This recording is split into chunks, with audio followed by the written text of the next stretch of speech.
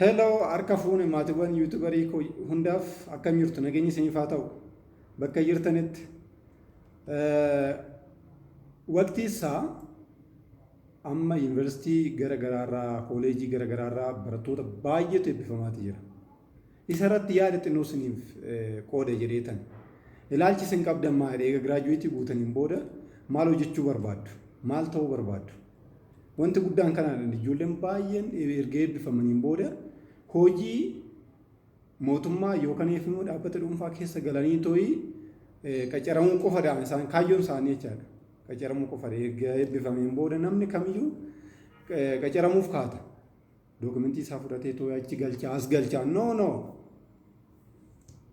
Akkuma jirtu ta'ee jechaadha. Qacaramuu hin dandeessu rakkoo hin qabu. Inni fedhii mataa keessaniiti. Garuu wanti ani waa tokko eegan giraajuweetii godhee waan baay'een baradhe.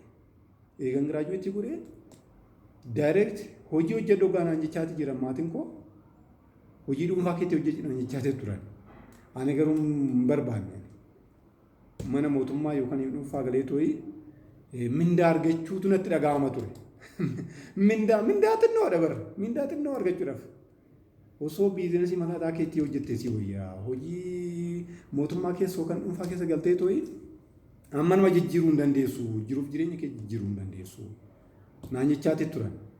No nan qacaramee tooyi mindaa argachuu hin barbaadan jedheen. Yaanni koo gizee yeroo san ture ergasii boodadhaan naaf gale. Homaa jijjiiramni tokko hin jiru. Qacaramuu dandeessu ni agartu. Garuu kaayyoo barattaniif kaayyoo jireenyaa baruun barbaachisaadha. Kaayyoo jireenyaa baruun barbaachisaadha. Jireenyi takka olii takka gadi bu'aa bayii baay'ee qaba. Milkaa'inni jiruuf jireenya keessan keessatti milkaa'inni bu'aa bayii dheeraa qaba. Isaan booda milkaa'uu kan danda'amu.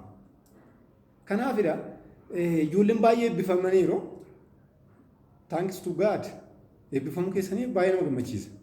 Garuu wanti isin gochuu qabdan maalidha? Waa lama irratti xiyyeeffachuu qabdu. Tokkoffaa akkuma dura isiniin jedhee mana mootummaa yookaan dhaabbata dhuunfaa keessa galtanii tooyi qacaramuudha. Lammaffaa biizinasii mataa keessanii banuudha. Biizinasii mataa keessanii irratti hojjechuudha. Biizinasii mataa keessanii akkamitti banuu akka dandeessan isarratti yaada biraatiin yaada adda ta'e yaada isin qabaachuu hin dandeenye tokko isiniif qooduun barbaade laayikii fi sabskiraayibii sheer koomentii gochuu dandeessu. Sheeris gochuu dandeessu. Maal seetan? Fakkeenyaaf dookumentii qabannee tooyi dhaabbata adda addaatirra walii galdeemnee tooyi galchina. Onlaayinii irra hin galchina, qaamannannee hin galchina, intarviiwuun hin jira, gaaffii adda addaa nu gaafatu waan baay'eetu jira. Isa bira maaltu jira seetan? Sodaadhaan nan qacaramaa laata yookaan nan qacaranii laata? Baay'ee rakkoo keessa gala. Baay'ee konfidensiin hin jiru. Waraqaa qabannee tooyi poointii gaarii qabaannee tooyi konfidensiin nutti hin dhaga'amu. No konfidensiidhaan dhaqaatii waan appilaayi gootanii egaa appilaayi gootanii booda intarviiyuu waan isaan sin gaafatan daayirektii deebisuudhaaf. Qacaree dhiisee dhimma mataa isaati dhaabbatichi. Garuu sinirraa maaltu eegama? Wanti guddaan isadha. Sodaan barbaachisu. Wanta beektu dubbattaa wanta beektu hittaasofti deebiftaaf jechuudha. Waan biraatiin sodaan barbaachisu. Hin sodaatinaa. Tokko waan isin gorsu kana. Sodaan namoota baay'ee paralaayizii godhee jira waan ta'eef. Osoo beekan namoota baay'ee even afaan Ingiliffaatiin intarviiyuu ogaa nu godhani hiriyoota koo wajjin dhaabbata hojii deemnee tooyi afaan Ingiliffaa ana osoo hin beeku na harkaa bade. Maaliif sodaadha waan guutamee seeneef. Sodaadhee waan hin jiruuf jechaadha. Sodaadhee waan hin jiruuf na harkaa bade dubbachuun dadhabe afaan Ingiliffaatiin. Osoo hin beeku jechaadha. Kanadha rakkoon keenya inni guddaan. Sodaan barbaachisu. Konfidensii ofitti amanummaan barbaachisaadha. Dhugaa isin hin jedhu. Ofitti yoo amante bakki tokkollee bakka ati hin geenye hin jiru.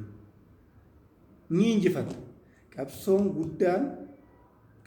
guddaan jiruuf jireenya ofii mo'achuudha waan ta'eef.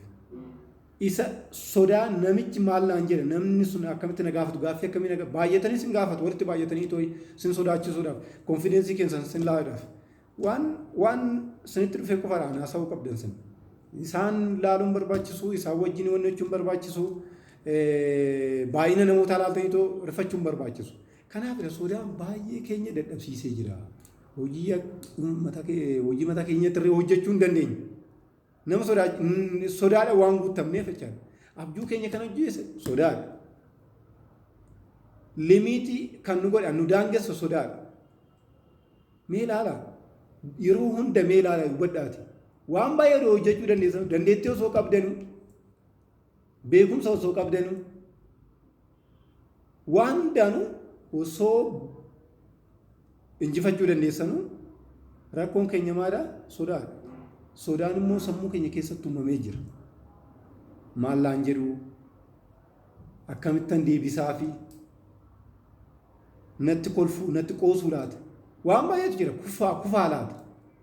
Qormaaticha kufaa laata. Kana dabaqa. Kanaafuu sodaan barbaachisu. You are limitless. Daangaa maleedha nuti rabbiin nu uumu. We are limitless. Nuti garuu of limitii gooneetidhaan nuti jiraannu. No, hin barbaachisu. Wanta beekuudhaan dubbattu. Si'oolii beekatee mi poozishinii qabatee yookaan teessoo irra taa'ee too'ee gaaffii waan si gaafateef sodaan barbaachisu. Yookaan abbaa dhimmaa waan ta'eef abbaa dhaabbatichaa waan ta'eef wanti sodaachisu tokkollee hin jiru. Waan beektu dubbachuudha. Kanaaf sodaa hin barbaachisu. Appilaayi yoggaa gootan, intarviiyuu yoggaa dhaqxan sodaan barbaachisu. Firii taataniitu waan beektan dubbattanii ba'uudha. Yoo argattan yoo dhabdanis dhabuudha. Wanti dhufu hin jiru. Garuu amantii barbaachisa. Nan injifadhaa guyyaan kun hankiyya jettanii tooyi of ajaa'ibsiiftanii tooyi jechaadha. Ani ajaa'iba nan danda'a wanta hin dandeenye hin jiru. Ofitti nama jabaadha.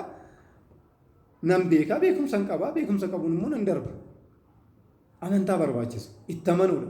Waan hojjettan sanitti waan dubbattan sanitti amanuudha. Hin amanne taanaan siniif hin kennamu waan ta'eef. Kanaaf sodaan barbaachisu. Namoonni baay'een dhaabbata adda addaa yoggaa seentan si sodaachisu. Fakkeenyaaf namoota maaneejara taatanii too'i qacaramuu dandeessu waan ta'eef namoota wajjin akkamitti kominikeeshinii gochuu danda'a namni kun.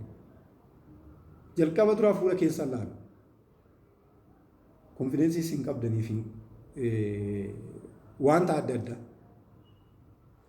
Konfideensii qabdu moo hin qabdanidha. Wanti guddaan isaadha. Isaan mooraan xiyyeeffatan. Kanaafuu daayireektii gaaffii deebisuun jechaadha. Dhiphina kuni lammaffaa biizinasii mataa keessan irratti yoo hojjettan biizinasii mataa keessan irratti namoonni fakkeenyaaf carraa qabdan maatii keessan irraa qarshii argachuu dandeessan hiriyoota keessan irraa qarshii argachuu dandeessan biizinasii mataa keessan waan guddaa yaadu waan guddaa abjuu guddaa abjoochuu abjuu sun eega yaaddaniin booda maal taasisan hin amantu. Egaa amantaniin booda gara hojiitti galtu. Bu'aa isaas ni agartu. Dhugaa isiniin jedha. Itti amanuudha malee abjuu guddaa qabaattan taanaan kaayyoo keessan galmaan ni geessu. Hin danda'amu wanti hin danda'amne hin jiru. Rakkoon keenya maadhaa biizinasii mataa keessan banachuudhaaf kassaruu hin danda'a. Namni maallaan jedha namni itti kolfuu danda'a. Booda qarshii naa kennuu dhiisuu danda'u. Maatii kee hawwaata tolaa. Waan baay'ee jechuu dandeessu. Rakkoo guddaadha waan ta'eef. Kanaaf rakkoo san keessaa ba'uuf biizinasiin mataa keessanii dirqama jechuudha. Waggaa tokko sanitti fudhachuu danda'a. Waggaa lama sanitti fudhachuu danda'a. Waggaa 3 waggaa 5 ta'uu danda'a. Garuu isaan booda wanti isin xiyyeeffatanii irratti hojjettan sun booda deebisee isinii kaffala. An isinii kaffalu isin wanta isin hojjettanidha. Wanta isin irratti xiyyeeffatanii too'i aarsaa hunda kaffaltan. Kaayyoo qabdan saniif warii gamtan waan ta'eef deebisee isinii kaffala. Namni waan facaasee hammata waan ta'eef. Kanaaf biizinasii mataa keessan irratti xiyyeeffadha. Yeroon isaa jabanni isaa kanadha. Moor dhaabbata biraa deemnee too'i qacaramnaa osoo hin taane namoota biraati irratti jechaadha. Namoota kaa wajjin wanna hidhaati kitaabota adda addaa dubbisa. Namoota wajjin kominikeeshinii gochuu yaala. Kitaaba waa'ee milkoominaa irratti barreeffame dubbisa. Isadhaan bu'aa guddaa qabamu. Jaarraa 21 kanadha waan ta'eef. Kanaaf sodaan barbaachisu wanta hojjechuu qabdan irratti xiyyeeffadhaa. Yeroo baay'ee isin fudhachuu danda'a. Abdiin kutinaa. Rakkoon keenya kanadha waan ta'eef. Waggaa tokko hojjennee isaan booda naaf ta'uu didennaa keessi keenya hin jeeqama. Namoonni maallaan jedhu giraajuweetii godhee too haga ammaatitti manuma ta'a. Haga ammaatti hojiin arganne isin jechuu danda'u. Don't worry about that. That's their business. Business mataa isaanii dhimma mataa isaaniiti dhimma keessaniiti mi. Dhimma mataa keessaniiti mi. Sin abjuu keessan irratti xiyyeeffattanii hojjettan taanaan dhugaan sin ni injifattu. Galmaan ni geessu. Kutannoo barbaachisa. Business mataa keessan irratti akkuma taatan taate irratti cichaa hojjedhaa. Ni mo'attu ni injifattu. Haala saniinidhaan yeroon ammaa jabanni isaa jabana kana irratti biizinasii mataa ofii, biizinasii dhuunfaa ofii irratti hojjechuudha. By the way, fakkeenyaaf qacaramuu dandeessu. Wanta isin hin jaalanne irra isin galchuu danda'u. Isin ramaduu danda'u. Wanta isin hin jaalanne, hojii isin hin jaalanne.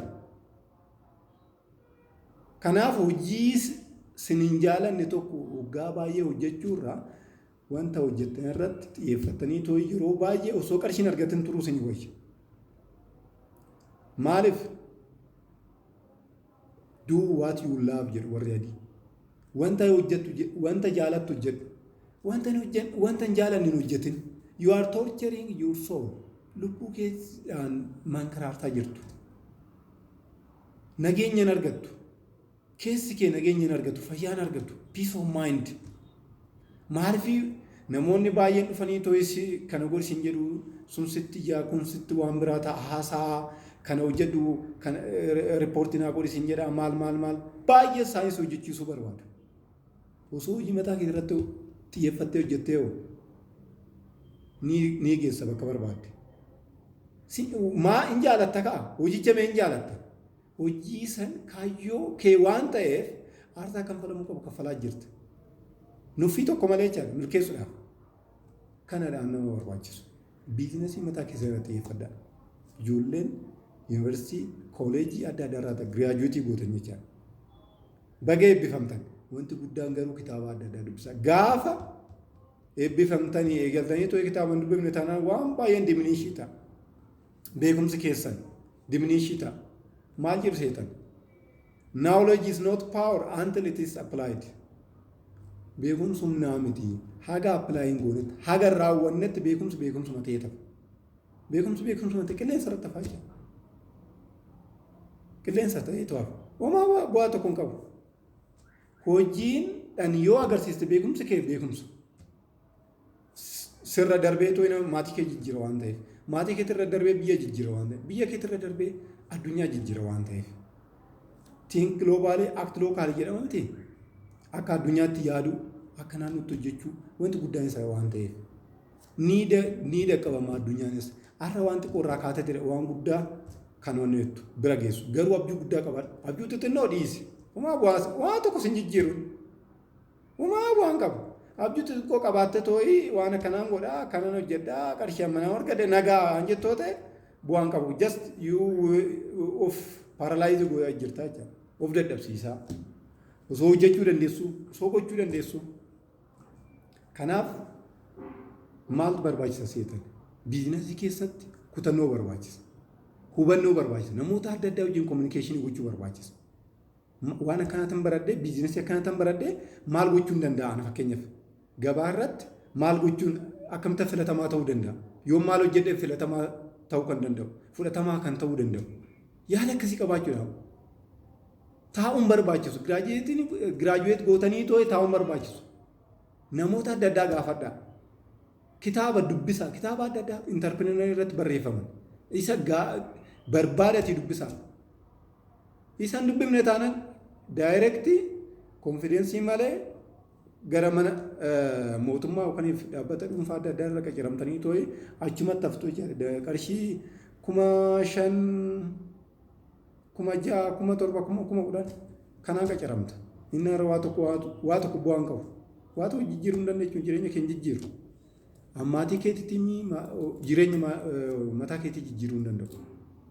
Kanaaf biizinasii mataa keessanii maal hojjechuu akka dandeessan namoota konsaltaansii yookaan yaada adda addaa isin kennuu danda'an irratti gaafadhaa, waliin mari'adhaa, sirriitti irra deddeebi'aa gaafadhaa, dubbisaa keessa keessan kitaaba dubbisuun baay'ee dandeettii keessoo keessan jiru baastaniitu akka itti fayyadamtan isin gargaara.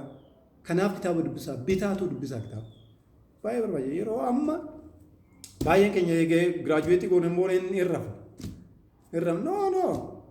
Yeroo sa'aatii amma yeroo itti rafanii mitamu. Yeroo itti rafanii mitamu.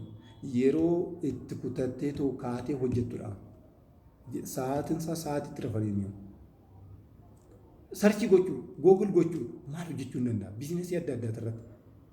Addunyaa sirriitti amma yeroo isaa baay'ee gaariidha. Bakka jirtu teessee too'i googil gootee waan barbaadde argachuu ni dandeessa. Isarratti xiyyeeffattee irra deddeebitee hojjette taanaan haabitii kee yookaan barmaata kee ni jijjiirta jecha. Barumsa bichaan bu'aan qabu beektuumi. Barumsa bichaan sammuu keenya guunnee too'i namoonni baay'een akshinii yookaan hojiidhaan agarsiisuu namoonni dadhaban baay'eetu jiru waan ta'eef. Kanaaf nama akkasii akka hin taane wannoodha.